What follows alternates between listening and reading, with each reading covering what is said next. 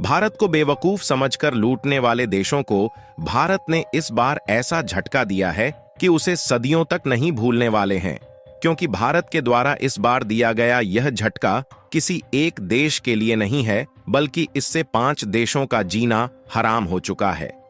दरअसल देखा जाए तो भारत एग्रीकल्चरल प्रोडक्शन के मामले में एक बहुत बड़ा देश है और भारत में अनाजों से लेकर फल और सब्जियां तक भारी मात्रा में प्रोड्यूस होती है।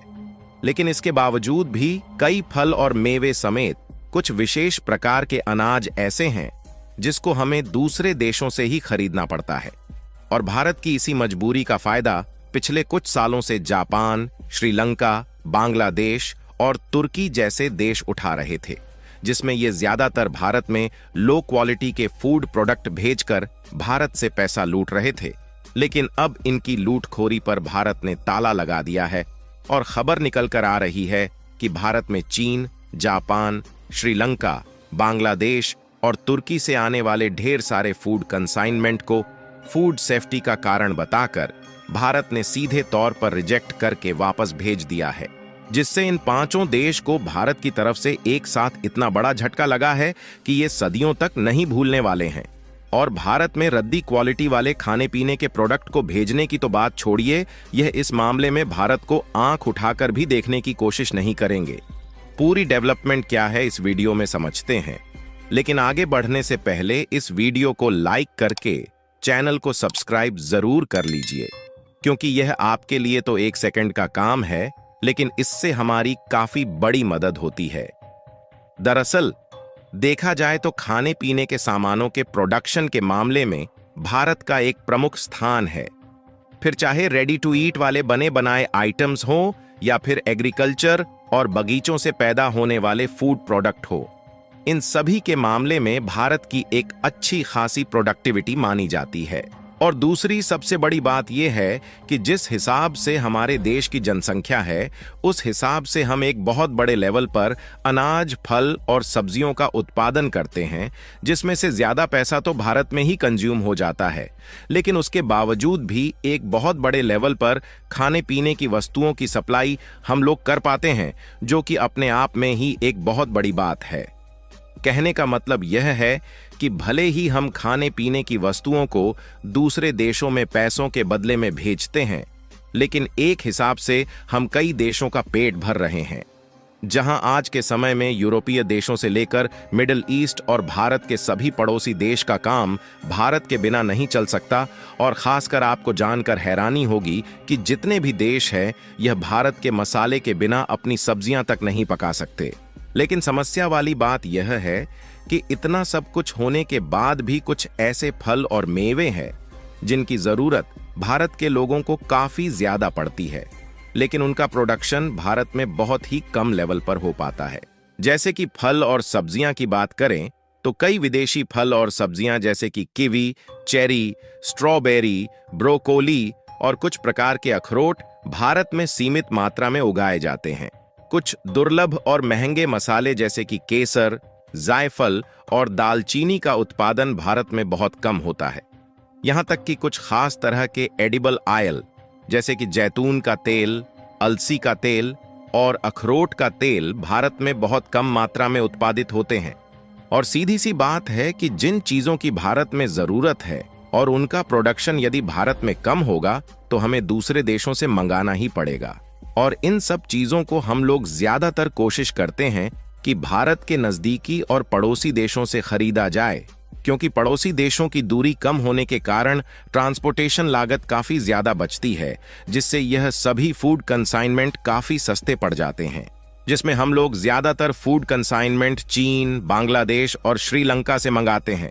लेकिन इन सब के बावजूद भी कई फूड प्रोडक्ट ऐसे हैं जो कि भारत के इन पड़ोसी देशों में भी नहीं मिल पाते, इसलिए बाकी के कुछ फूड प्रोडक्ट हम लोग तुर्की से मंगा लेते हैं और कुछ फूड प्रोडक्ट को तो जापान से मंगाना पड़ जाता है।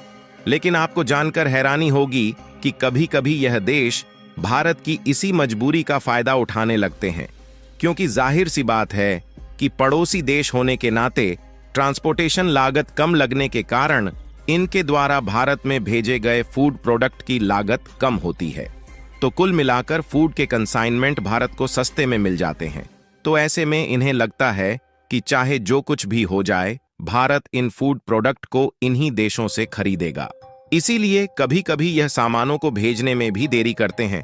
लेकिन वह तो अलग की बात हो गई। सबसे बड़ी समस्याएं तब खड़ी होने लगीं जब इन देशों ने भारत को बेवकूफ बनाना शुरू कर दिया और भारत में लो क्वालिटी के सामानों को भेजना शुरू कर दिया। लेकिन यह सभी देश इन बातों को भूल गए कि भारत वह देश है जो कि खाने पीने के मामले में एक बहुत ही शौकीन देश है। ऐसे में भारत लो क्वालिटी के और सड़े गले फूड कंसाइनमेंट को भला अपने देश में क्यों स्वीकार करेगा।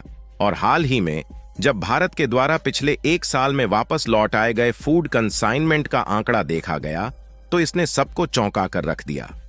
क्योंकि खबर में आप साफ साफ देख पाएंगे कि भारत ने फूड सिक्योरिटी चिंताओं के चलते चीन, जापान, श्रीलंका, बांग्लादेश और तुर्की से आने वाले फूड कंसाइनमेंट को एक बड़ी मात्रा में रिजेक्ट किया गया है।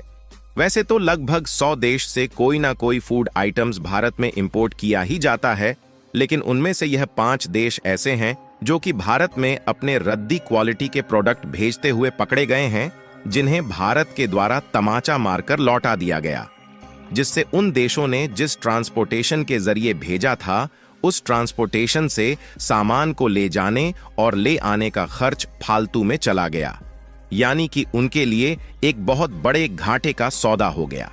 आपको बता दें कि खाने पीने के जो भी सामान विदेश से भारत में आते हैं उनके लिए FSSAI यानी कि भारतीय खाद्य सुरक्षा मानक प्राधिकरण के द्वारा अलग अलग फूड आइटम्स के लिए निर्धारित मानकों का पालन करना होता है। और यदि विदेश से आए आइटम्स इस मानक का पालन नहीं करते हैं तो वापस लौटा दिया जाता है। भारत ने इस मानक को इसलिए बनाया है ताकि खराब क्वालिटी के आइटम्स विदेश से भारत में न आए और फालतू की जो बीमारियां फैलती हैं उनसे काफी हद तक निपटा जा सके। इस साल मई महीने में बंगलौर में श्रीलंका से आई दालचीनी की फूल कली को रिजेक्ट करके वापस भेज दिया गया।